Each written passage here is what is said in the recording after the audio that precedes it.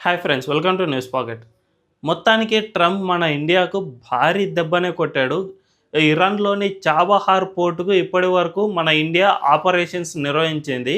అయితే ఆ ఆపరేషన్స్‌ను ఇకపై ఎవ్వరు కూడా అంటే మన ఇండియాతో పాటు పలు దేశాలు ఆ చాబహార్ పోర్టును నిర్వహిస్తూ ఉన్నాయి. అక్కడి నుంచి కొన్ని అంటే ట్రాన్స్‌షిప్‌మెంట్‌లు ఇటువంటివి చేసుకుంటూ ఉన్నాయి. సో, ఇందుకు సంబంధించిన పర్మిషన్స్ అన్నిటిని అమెరికా క్యాన్సెల్ చేసేసింది. ఇరాన్ న్యూక్లియర్ పవర్‌ను తీసుకోవడానికి ట్రై చేస్తోంది. అందుకు సంబంధించిన పరిశోధనలను ఇప్పటికీ ఆపడం లేదు కాబట్టి, ఆ దేశాన్ని నియంత్రించాలంటే ఈ చాబహార్ పోర్టుపై ఆంక్షలు విధించాలి అని అమెరికా భావించింది. అందులో భాగంగానే ఆ పోర్టులో ఏ ఏ దేశాలైతే ఆపరేషన్స్ నిర్వహిస్తున్నాయో ఆ దేశాలపై ఆంక్షలు ఉంటాయి అని తేల్చి చెప్పేసింది. దీంతో మన ఇండియాకు సైతం ఇది బాగా దెబ్బ కొట్టింది. మన ఇండియా ఇరాన్‌లో 2018 నుంచి ఈ చాబహార్ పోర్ట్‌లోని షాహిద్ బెస్తీ అనే ఒక టెర్మినల్‌ను మెయింటైన్ చేస్తుంది. అక్కడి నుంచి ఆఫ్ఘనిస్తాన్‌కు అండ్ యూరప్ దేశాలతో పాటు రష్యాకు మనం సరుకులు సరఫరా చేయడానికి ఉపయోగించుకుంటూ ఉన్నాం. ఇది చాలా కీలకమైన టెర్మినల్. మన ఇండియా ఈ యూరప్ దేశాలతో కనెక్టివిటీ ఏర్పరచుకోవడానికి ఇంటర్నేషనల్ నార్త్ సౌత్ ట్రాన్స్‌షిప్ కారిడార్‌ను ఏర్పాటు చేయడానికి సైతం ప్రయత్నాలు చేస్తోంది. అయితే ఇందులో కూడా ఈ చాబహార్ పోర్టే చాలా కీలకం. అంటే ఒక రకంగా చెప్పాలంటే ఈ చాబహార్ పోర్టు మనకు యూరప్ అండ్ రష్యా ఇటువంటి దేశాలకు ఒక గేట్‌వేగా పనిచేస్తుంది. సో, ఇంత కీలకమైన పోర్టులో అమెరికా మనకు పర్మిషన్స్‌ను క్యాన్సెల్ చేయడం చూస్తూ ఉంటే ఇది బాగా దెబ్బ కొట్టినట్టే అనిపిస్తుంది. అయితే దీనికి ప్రత్యామ్నాయ మార్గాలు ఏమైనా ఉన్నాయా? ఈ పోర్టు గనుక మనకు కాకుండా పోతే ఇతర మార్గాలు మనకు ఏమేమి ఉన్నాయి, దీనివల్ల మనకు ఎంత నష్టం కలిగించే అవకాశం ఉంటుంది అనే విషయాలన్నిటినీ ఈ వీడియోలో తెలుసుకుందాం. అంతకంటే ముందు ఈ ఛానల్‌ను రీసెంట్‌గానే స్టార్ట్ చేసాం. మాకు మీ సపోర్ట్ ఖచ్చితంగా కావాలి. ఈ ఛానల్‌ను వెంటనే సబ్స్క్రైబ్ చేసుకోండి అండ్ బెల్ ఐకాన్‌ను క్లిక్ చేయడం అస్సలు మర్చిపోవద్దు. ఇక డీటెయిల్స్‌లోకి వెళ్తే ప్రస్తుతానికైతే ట్రంప్ మన ఇండియాపై టారిఫ్లు విధించాడు. 50% టారిఫ్లను ఇప్పుడు అమలు చేస్తూ ఉన్నాడు. అయితే ఈ టారిఫ్లకు మనం రష్యా నుంచి ఆయిల్ కొనడమే మెయిన్ రీజన్‌గా ట్రంప్ చూపుతూ ఉన్నాడు. నిజానికి అసలు రీజన్స్ వేరే ఉన్నాయి. కానీ ఈ టారిఫ్లకు ఈ పోర్టుకు ఉన్న పర్మిషన్స్ క్యాన్సిల్ చేయడానికి ఎటువంటి సంబంధము లేదు.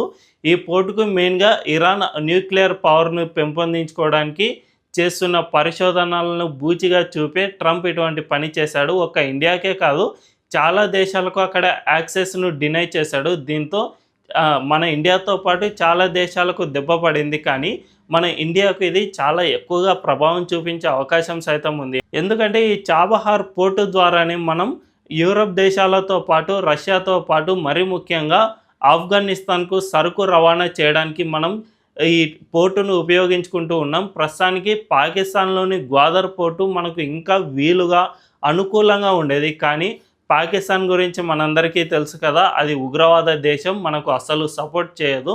సో, ఆ గ్వాదర్ పోర్టును మనం ఎన్నటికీ నిర్వహించలేం. మరీ ముఖ్యంగా అందులో చైనా వచ్చి తిష్ట వేసుకుని కూర్చుంది కాబట్టి, ఈ 2 దేశాలు కూడా మనకు వ్యతిరేకం కాబట్టి మనం అక్కడ ఎప్పటికీ కార్యకలాపాలు నిర్వహించలేము. సో, ఇందుకు ప్రత్యామ్నాయంగా చాబహార్ పోర్టు మనకు చాలా కీలకంగా ఉపయోగపడేది. కానీ దీనిపై ఇప్పుడు యాక్సెస్ లేకపోవడంతో ఇక ఆ పోర్టుపై ఆశలు వదులుకోవాల్సిందే. ఇప్పటికే మనం అందులో $120 మిలియన్ ఖర్చు పెట్టాం. భవిష్యత్తులో అంటే రాబోయే 10 ఏళ్లలో $250 మిలియన్ మనం ఖర్చు పెట్టడానికి సైతం సిద్ధంగానే ఉన్నాం. ఇందుకు సంబంధించి ఇరాన్‌తో 10 ఏళ్ల పాటు ఒప్పందాలు జరిగాయి కూడా. అయినా కూడా అమెరికా ఈ యాక్సెస్‌ను డినై చేసింది. అక్కడ ఎవరైనా కార్యకలాపాలు నిర్వహిస్తే గనక మేము ఆంక్షలు విధించక తప్పదు అని అమెరికా హెచ్చరిస్తుంది. ప్రస్తుతం అక్కడ అమెరికా ఆంక్షలు విధించడానికైతే ఇరానే మెయిన్ కారణం. అయితే మరి ఈ విషయంలో గనుక భారత్ అమెరికాను ఒప్పించే ప్రయత్నం ఏమైనా చేస్తుందా అనే విషయం తెలియాల్సి ఉంది. ఎందుకంటే మనకున్న ఫస్ట్ ఆప్షన్ ఇదే. అమెరికాను గనుక ఒప్పించగలిగితే మనం ఒక్కటే అక్కడ కార్యకలాపాలు నిర్వహించుకునేందుకు వీలైతే మన ఇండియాకు ఇది చాలా వీలుగా ఉంటుంది. అండ్ ఇది ఫస్ట్ అండ్ బెస్ట్ ఆప్షన్ ఇది. సో, మన ఇండియా ప్రస్తుతం ఎలాగో అమెరికా అండ్ మనకు ట్రేడ్ డీల్స్ జరుగుతూ ఉన్నాయి కాబట్టి ఇందులో సైతం మనం అమెరికాను ఒప్పించే ప్రయత్నం చేయవచ్చు. చాబహార్ పోర్టులో మాకొక్కటే కార్యకలాపాలు నిర్వహించేందుకు అవకాశం ఇవ్వండి అని ఒప్పించే ప్రయత్నం చేయవచ్చు.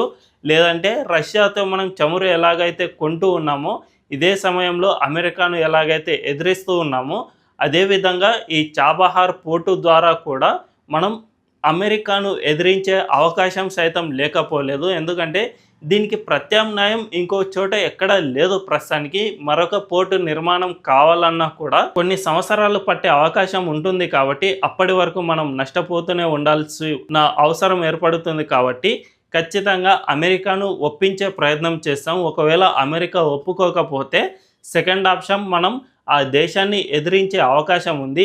ఒకవేళ అది కూడా కుదరకపోతే ఇక మనం చేసేది ఏమీ లేదు, వేరే రూట్లను ఎంచుకోవాల్సిన అవసరం ఉంటుంది. ఇదే అంశంపై ప్రస్తుతం విదేశాంగ శాఖ సైతం స్పందించింది. మన విదేశాంగ శాఖ ప్రతినిధి దీన్ని మేము క్షుణ్ణంగా పరిశీలిస్తున్నాం, దీని ఇంప్లికేషన్స్ ఏంటి అనే విషయాలన్నిటిని పరిశీలించిన తర్వాత భారత్ ఒక నిర్ణయాన్ని తీసుకుంటుంది అని చెప్పేశారు. కాబట్టి ప్రస్తుతం విదేశాంగ శాఖ దీన్ని గమనిస్తూనే ఉంది. ఒకవేళ ఈ పోర్టుపై అమెరికాను ఒప్పిస్తే ఏం జరుగుతుంది, లేదంటే అమెరికాను ఎదిరిస్తే మనకు ఎంత నష్టం కలుగుతుంది, ఈ చాబహార్ పోర్టు ద్వారా మనకు వచ్చే లాభం ఎంత, అమెరికా వేసే ఇంప్లికేషన్స్ వల్ల వచ్చే నష్టం ఎంత అనేది బేరీజు వేసుకున్న తర్వాత ఏది ఎక్కువగా ఉంటే దాని వైపే మొగ్గు చూపే అవకాశం ఉంటుంది అని అంటారు విశ్లేషకులు. ఈ వీడియో కనుక మీకు నచ్చినట్లయితే ఖచ్చితంగా మా ఛానల్ను సబ్స్క్రైబ్ చేసుకోండి అండ్ బెల్ ఐకాన్ క్లిక్ చేయడం అస్సలు మర్చిపోవద్దు. Thank you.